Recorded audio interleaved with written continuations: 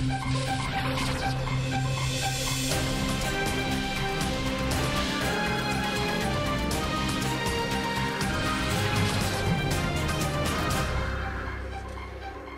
dan, iz ljubljanskega studia 136, to so Vesti na Vesti. Predsedniki in vodje poslanskih skupin vladnih strank so se pogovarjali o delovanju koalicije. Govorili so o kadrovski politiki, varčevalnih ukrepih, sodelovanju z opozicijo in vojnih zakonih. S stanjem v koaliciji so vsi precej zadovoljni, predvsem Karl Erjavec. Smo četvorček, vsi smo Desus. Mi vsi smo Desus.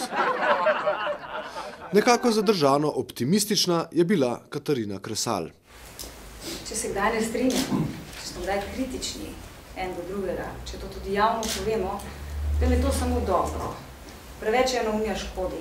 Gregor Golobič pa je postregel s parafrazo znamenite Churchillove izjave o demokraciji. Koalicija so najslabša oblika političnega sodelovanja, boljše ni. Borut Pahor pa je takole odgovoril na Denisovo vprašanje o njegovem razmerju z Janezom Janšo. Ono da, hodite.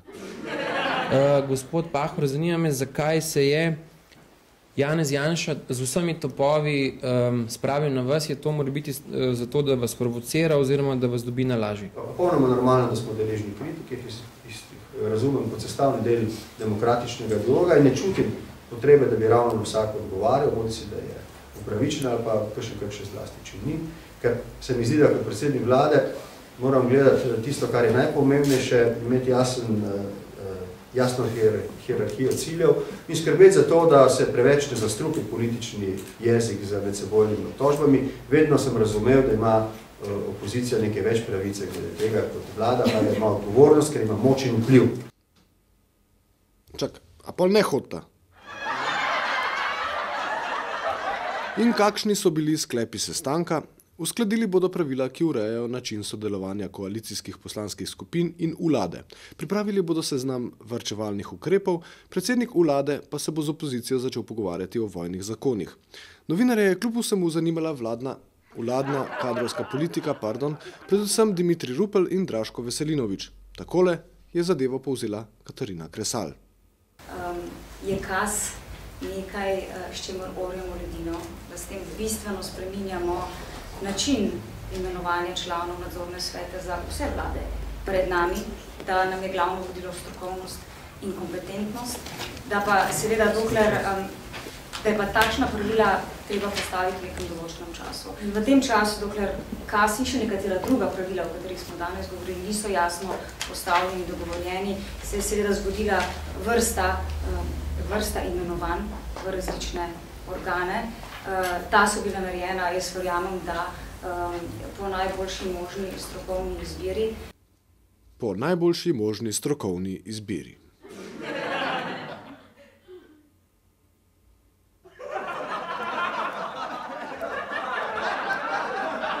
Strokovni izbiri.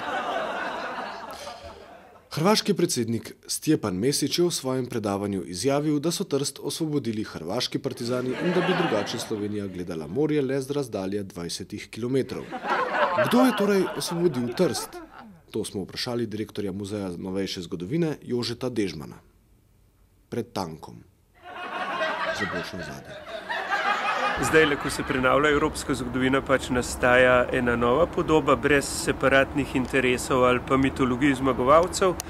In očitno je, da bo podoben proces mogel steči tudi v Jugoslaviji. Če pogledamo tole stanje, ki je ena dolgoletna podoba, kakršno v partizanskem zgodovinopisu poznamo, vidimo ta prodor jugoslovanskih armad in pa razmeroma težko bi tukaj razbral kakšen odločilen delež hrvaški. Tako da je gospodu Mesiću treba najprej postaviti faktično vprašanje, naj utemelji to Hrvaško, šteje med hrvaške enote tudi hrvaške Srbe. Naslednje vprašanje je pa seveda to, če že govori o tem gospod Mesić, pričakujemo od njega tudi nekaj angažmaja pri razkrivanju vloge hrvaških enot, se pravi in enot neodvisne države Hrvatske, predvsem kot žrtev in pa enot partizanske vojske, ker če so že Trst osvobodile, je nedvomno, bi nam lahko gospod Mesić tudi razkril nekaj več podrobnosti o njihovem deležu pri tej masovni moriji, ki jo,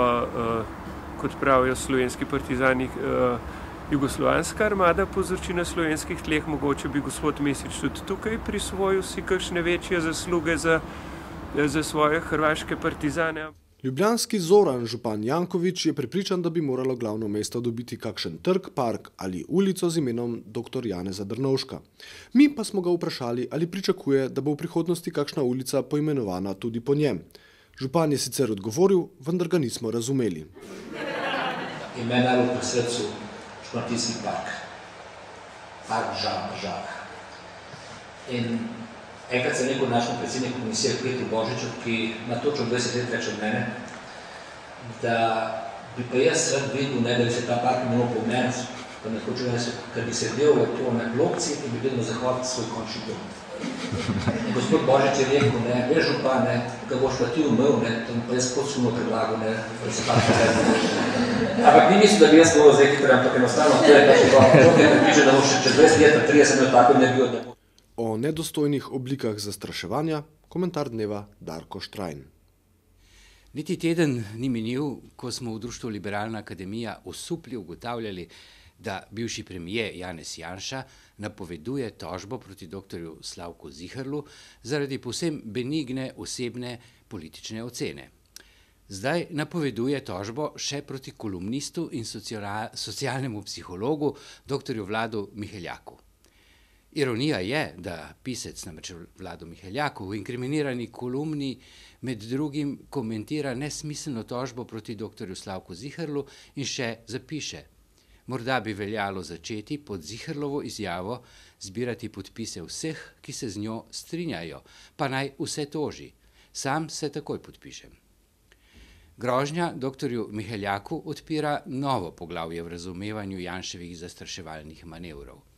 Ne le, da nekdanji premier odreka svobodo izražanja, ne le, da dokazuje, kako slabo prenaša drugačno mnenje. Po svoje ta grožnja post festum legitimira njegovo strast do medijev, za katero je že 571 novinarjev ugotavljalo, da se je končala z nedopustnim pritiskom nanje. Vsaka nova tožba vnovič dokazuje, kako na mestu so bila vsa podobna svarila in kako, žal, nekateri mediji še danes sečijo pod škornjem resnice tistih, ki poznajo samo eno resnico. Janševi postopki so nedostojna in absurdna oblika zastraševanja v situaciji, ko bi vsak drug politik uveljavljal pravico do popravka v časopisu, če se z neko trditvijo ne bi strinjal. Toda osnovni smisel grožnje s tožbo ni v ugotavljanju resničnega stanja, temveč v želji po enodimenzionalnem javnem mnenju, ustvarjenem s pritiski na posameznike. V Liberalni akademiji menimo, da je to demokracija po meri Janeza Janše. Slovenija, Slovenija, Slovenija, kulturac. Sinoči smo končno ujeli koncert dobro zveneče zasedbe 4 pravih dedcev, ki slišijo na ime Same babe. V ljubljanski celici so njihovi gromki glasovi in ritmični inštrumenti vibrirali na polno. A mi smo mirno spali, ga skozi po malem srali, o petkih smo ga bili, čas kakčan skadili, kakšno položili, uživali mladost. Čez vodo skače, kjer je most. Mostovi so z betona, mostovi so iz kam, mostovi so z lesa, a ta zgani nobenega, tak več ne obstaja, ki bil bi bo za naju dva. Keka Čalič je doktorica stomatologije, ki je svoj poseben izraz našla v videoumetnosti in pisanju. Njen film o brezdomkah Brute figure, ki je nastal v sodelovanju z Dunjo Kukovec, je navdušil občinstvo mesta žensk. Keka končuje svoj novi videoprojekt, ki se neposredno dotika njenega poklica. Raziskujem eno sociološko plat enega pojava mišičnega, s katerim se ukvarjam v službi. Je pa zraven seveda sociološkim znanjem prišlo še precej, to je zdaj precej popularna zadeva v sociologiji, se pravi medicina, telo, sploh telo, ne, na kakšen način se pač družbena simbolika odraža v telesu, na telesu in obratno, no.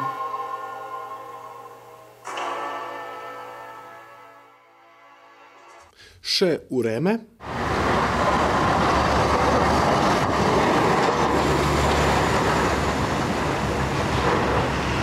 Vse, kar manjka za bel božič, je božič. Iz ljubljanskega studia 136 to so bile vesti na vesti. Z Bogom. In igrajte poker. Klik, klik, klik, klik, klik, klik.